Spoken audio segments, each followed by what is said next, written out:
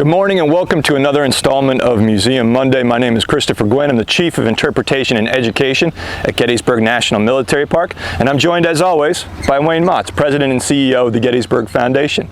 You can probably tell we're not in the museum galleries today. Today we're out in the heart of Gettysburg National Military Park on Cemetery Ridge right along Hancock Avenue. And behind me and Wayne, you'll see one of the most famous monuments on Cemetery Ridge, the regimental monument to the 42nd New York Volunteer Infantry. On July 3rd, 1863, at the height of Pickett's charge, the climactic moment of the Battle of Gettysburg, the men, officers, soldiers of the 42nd New York would be ordered to charge through the copse of trees, which is just behind you, at a critical moment during the battle, helping to drive back that Confederate assault.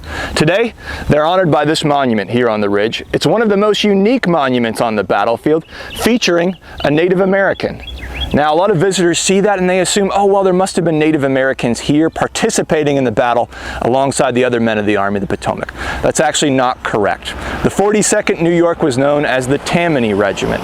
In 1861, it's raised and recruited in New York City, in part through the patronage of the Tammany Society, which was a political organization, which in turn got its name from Chief Tammany, or Chief Tammanita of the Iroquois Nation. So, there were no Native Americans here at the time of the Battle of Gettysburg, participating in an organized way in the fighting. There may have been individuals scattered throughout various regiments, but we still see this towering over the Gettysburg battlefield today.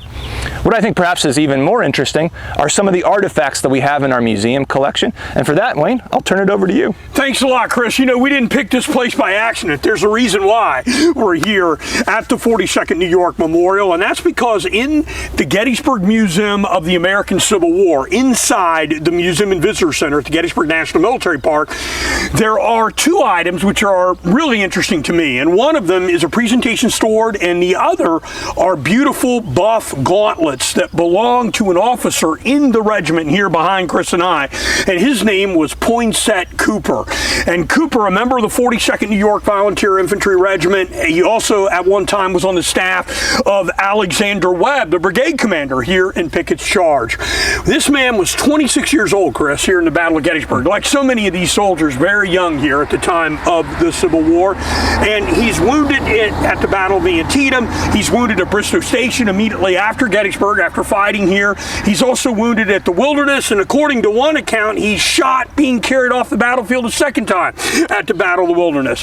He survives the Civil War, but he dies in his late 50s, unfortunately, in 1895, and he's buried at Greenwood Cemetery in Brooklyn, New York. So you can go right in the museum and take a look at the presentation sword and gauntlets of Poinsett Cooper, one of the artifacts that we have here in the collection of Gettysburg National Military Park. There are over 1 million items in the collection, Chris, but you've got to get in the museum to take a look at this, and that's why we're doing Museum Monday here today.